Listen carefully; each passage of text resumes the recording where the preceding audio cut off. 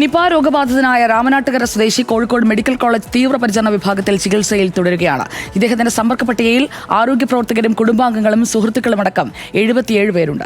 ആർക്കും രോഗലക്ഷണങ്ങളില്ലെങ്കിലും ഏറ്റവും അടുത്ത സമ്പർക്കമുള്ള 15 പേർ ക്വാറന്റീനിലാണ്. രോഗബാധിതനിൽ നിന്ന് പകരാനുള്ള സാധ്യതയില്ലെന്നതിനാൽ കണ്ടെയ്ൻമെന്റ് സോൺ ആവശ്യമില്ലെന്നാണ് ആരോഗ്യവകുപ്പിന്റെ നിലപാട്. സാനിയോ മനോമി നമുക്കൊപ്പം ചേരുകയാണ്. സുപ്രഭാതം സാനിയോ മനോമി. 2018 മുതൽ നിപയുമായി ബന്ധപ്പെട്ട വാർത്തകൾ റിപ്പോർട്ട് ചെയ്തുകൊണ്ടിരിക്കുന്നുണ്ട്. സാനിയോയ്ക്കും ഈ രോഗത്തിന്റെ ഒരു തീവ്രത അറിയാം. അന്ന് 18-ൽ 17 പേർ മരിച്ചത് ഒരു ദുഃഖമായി നമ്മുടെ മുന്നിലുണ്ട്. ഇപ്പോൾ വെന്റിലേറ്ററിലായിരുന്ന രോഗിയുടെ ആരോഗ്യാവസ്ഥ എങ്ങനെയുണ്ട്? സുപ്രഭാതം സുജയ പാർവതി.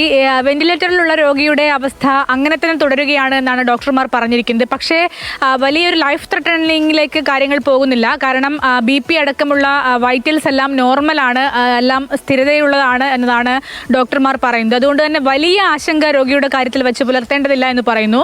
അതേസമയം രോഗിക്ക് റെംഡെസിവിർ മരുന്ന് കൊടുത്തിട്ടില്ല എന്നാണ് നമുക്ക് ഇപ്പോൾ മനസ്സിലാക്കാൻ കഴിയുന്നത്. അതിൻ്റെ സ്റ്റോക്ക് ഇല്ല എന്നുള്ളതാണ് നമുക്ക് മനസ്സിലാക്കാൻ കഴിയുന്നത്. രോഗിയുടെ സമ്പർക്ക പട്ടിക നോക്കുകയാണെങ്കിൽ ഇന്നലെ റൂട്ട് മാപ്പ് അടക്കം സംസ്ഥാന ആരോഗ്യവകുപ്പ് പുറത്തുവിടുന്ന ഒരു സാഹചര്യം ഉണ്ടായിരുന്നു. അതിൽ ഈ ഫറൂഖ് ഭാഗത്തെ ഒരു സ്വകാര്യ ആശുപത്രി, റെഡ് ക്രസന്റ് ആശുപത്രിയിലാണ് രോഗി 2-ാം തീയതി മുതൽ, അതായത് ജൂൺ 2-ാം തീയതി മുതൽ ആ ആശുപത്രിയിൽ പോയിരുന്നു എന്നുള്ളതാണ്. പനി വിട്ടുമാറാത്തതിനെ തുടർന്നാണ് പിന്നീട് മറ്റ് ആശുപത്രികളിലേക്ക്, അതായത് ആസ്റ്റർ മിംസ് അടക്കമുള്ള ആശുപത്രികളിലേക്ക് മാറുന്ന ഒരു സാഹചര്യം ഉണ്ടായിരുന്നത്. മാത്രവുമല്ല രോഗി പോസ്റ്റ് ഓഫീസിലെ താൽക്കാലിക ജീവനക്കാരനാണ്. ഈ പനിയുള്ള ദിവസങ്ങളിലൊക്കെയും പോസ്റ്റ് ഓഫീസിൽ പോയിട്ടുണ്ട് എന്ന് തന്നെയാണ് ഈ റൂട്ട് മാപ്പ് പ്രകാരം നമുക്ക് മനസ്സിലാക്കാനാകുന്നത്. അതുകൊണ്ട് തന്നെ പോസ്റ്റ് മാസ്റ്റർ അടക്കമുള്ള ആളുകൾ ഏറ്റവും അടുത്ത കോൺടാക്റ്റിലുള്ള ആളുകളായതുകൊണ്ട് തന്നെ അവരെല്ലാവരും ക്വാറന്റൈനിലാണ്. 15 പേർ ക്ലോസ് കോൺടാക്റ്റിൽ വരുന്ന ആളുകളുണ്ട്. അതിൽ ബന്ധുക്കളും സുഹൃത്തുക്കളും ഉണ്ട് എന്നാണ് മനസ്സിലാക്കുന്നത്.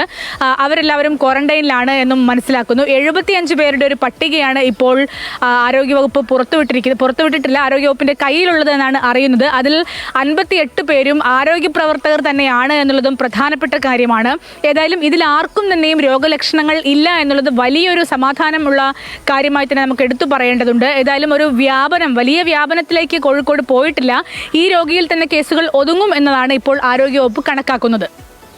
അതായത് ഈ രോഗിയിൽ ലക്ഷണങ്ങൾ ഉണ്ടായി അതിന്റെ എത്ര ദിവസങ്ങൾക്കകം മറ്റുള്ളവരിലേക്ക്, സമ്പർക്ക പട്ടികയിൽ വന്നവരിലേക്ക് ലക്ഷണങ്ങൾ ഉണ്ടാകും? അതനുസരിച്ചുള്ള നിരീക്ഷണത്തിൽ തന്നെ തുടരുകയല്ലേ അവർ? നിരീക്ഷണത്തിൽ തന്നെ തുടരുകയാണ്. ഏകദേശം 2 ആഴ്ച സമയപരിധിക്ക് ഉള്ളിൽ തന്നെ എല്ലാവർക്കും ലക്ഷണങ്ങൾ കാണിക്കേണ്ടതാണ് ഈ അസുഖം വന്നിട്ടുണ്ടെങ്കിൽ.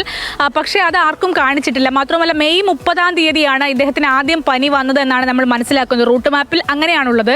ആരോഗ്യവകുപ്പ് പുറത്തുവിട്ട റൂട്ട് മാപ്പിൽ മെയ് 30-ാം തീയതിയാണ് അദ്ദേഹത്തിൻ്റെ ആദ്യത്തെ ഡേറ്റായി കണക്കാക്കുന്നത്.